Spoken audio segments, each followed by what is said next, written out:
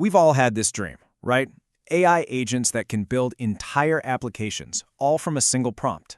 It's kind of the holy grail. But as anyone who's actually tried it knows, there's this one super frustrating catch that just stops everything in its tracks. So what is this roadblock? And more importantly, how do we get around it? Let's dive in and uncover a fix that is way simpler than you'd think. I mean, this is the fundamental question, isn't it? You give an AI agent access to a shell, you tell it to run a command, and what happens? Instead of, running the command, it gives you this perfectly written tutorial on how you can do it yourself. And it's like, thanks, but that's not what I asked for. So the project where this all came to a head was pretty ambitious.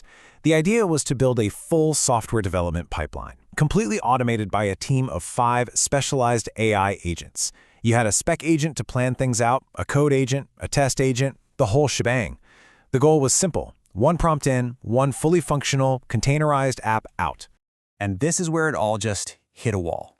The final agent in the chain, the deploy agent, just wouldn't play ball. Even with all the right tools, it fell back into that helpful assistant mode we all know so well. This quote just says it all. It knows exactly what to do, but it just plain refuses to do it. Now, here's where it gets really interesting. All the logical fixes you'd think of, they just didn't work. Yelling at the AI in all caps, "You must execute this." Nope, did nothing. Switching to different models worked for a little bit, but it wasn't a real solution. Trying to dance around the AI safety filters was a total crapshoot. The AI was just too helpful for its own good, and it felt like we were stuck. So after all that struggling, all that prompt engineering, the fix wasn't some crazy 100-line prompt. It wasn't a new model. It wasn't some complex system. Nope. It was a single 4-letter word that we added to the agent's toolbox. And that tool is to-do. Seriously. And its genius is in its simplicity. It basically forces the AI into this really rigid 3-step loop. First, it has to make a plan. It creates a checklist. Second, it has to go through and actually do every single item on that list. And third, it has to mark each one as done. It creates this perfect little feedback loop. So what does this actually look like in practice? Well, the difference is just night and day. Let's pull up a side-by-side comparison so you can really see the transformation. Okay, check this out. On the left, without to-do, you tell it to run Docker build, and you get that polite explanation. Classic. But now look at the right. By telling the agent to first use the to-do tool to make a checklist and then execute it, everything changes. It doesn't explain anything. It just does. It creates the Docker file, builds the image, and methodically checks off each step as it's finished. All right, that's cool for a single agent doing one thing, but what about our big, ambitious project? Can this simple 4-letter tool really power an entire team of collaborating AIs? Can it actually scale? Well, the proof is right here. Every single agent in that 5-agent pipeline is now using the to-do tool as its primary driver. The spec agent sets up the project structure, the code agent writes the JavaScript and installs everything, the test agent runs Jest. And, this is the best part, the deploy agent creates the Docker file, builds the image, and tests the endpoint. It just works. Perfectly. And let's just pause on that for a second.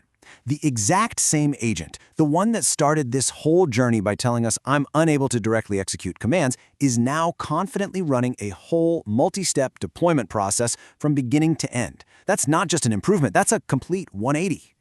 So, we've seen that it works, but the really important question is, why does it work? If you can get the principle behind this, you can unlock so much more. Let's break down the big idea here. It all comes down to something called a cognitive frame shift. Sounds fancy, but the idea is simple. Without the to-do tool, the AI sees your prompt as a question that it needs to answer. It's in Q&A mode. But when you introduce the checklist, its whole mindset shifts. It's no longer a chatbot, it's a task runner. That list creates accountability. It's like an open loop that the model feels this incredible drive to close. And this gives us a repeatable formula, a winning pattern for our prompts every time. You always start by telling it, first, use your to-do tool. You give it a very concrete list of tasks. Then you tell it, then execute each to-do.